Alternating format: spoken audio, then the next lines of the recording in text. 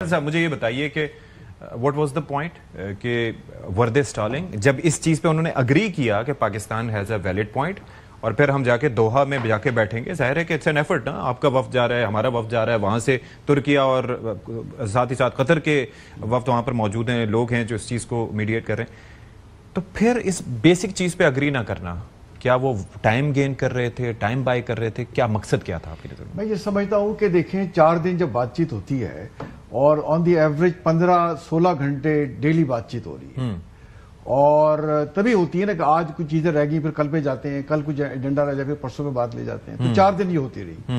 اور رپورٹڈلی وہ پاکستان کا ساری باتیں مان رہے تھے اور کہہ رہے تھے ہم انشورنس دیتے ہیں کہ جی آپ ہماری سرزمین آپ کے خلاف استعمال نہیں ہوگی, بٹ سائن کرنے کو تیار نہیں تھے کہ جی سائن کر کے ہم نہیں دے سکتے, ہمیں ٹائم دیں. اس ٹائم میں کہتے تھے ہمیں ڈرافٹ دے دیں.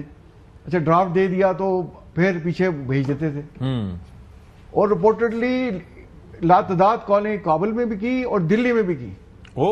آپ دیکھیں دلی میں کس نے کال کر رہے ہیں, وہاں دول سے اپروول لے رہے تھے. اب دیکھیں دلی میں کال کر رہے ہیں اور دیٹ شوز کہ انڈیا کس حد تک وہ انگریز بنا چکا ہے اور کتنا یہ پیسے کتنے پیسے یہ پکڑ چکے ہیں انڈیا سے, کہ یہاں تک کہ ڈیم کے لیے $150-2 بلین بھی اس نے پلیج کر دیا. دریا کنر پہ, دریا کنر پہ, کابل پہ, دریا کابل پہ, کنر پہ تو ہمارا چترال سے جاتا ہے نا, تو چترال سے جو ریور کنر ہے وہ افغانستان جاتا ہے, اراؤنڈ 41-45% اس کا پانی پھر کابل ریور سے ملتا ہے. تو اگر ہم سے زیادہ یہ انہوں نے بات چیت اگر نہ سمجھی دکھائی تو ہم تو کنر کا ریور ویسے ہی موڑ دیں گے, تو دریا کابل میں 45-50% پانی تو ویسے ہی کم ہو جائے گا.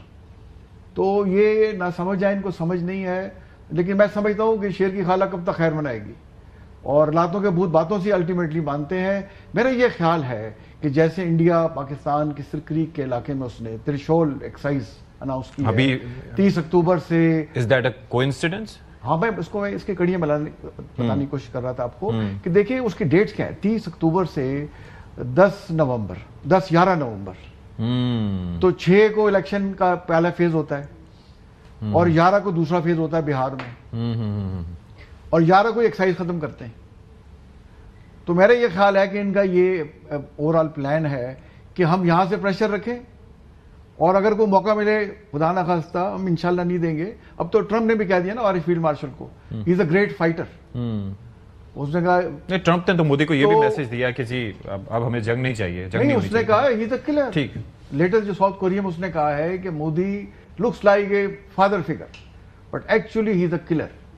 And I told him, you are nuclear powers, you don't have to fight. ٹھیک. And he agreed.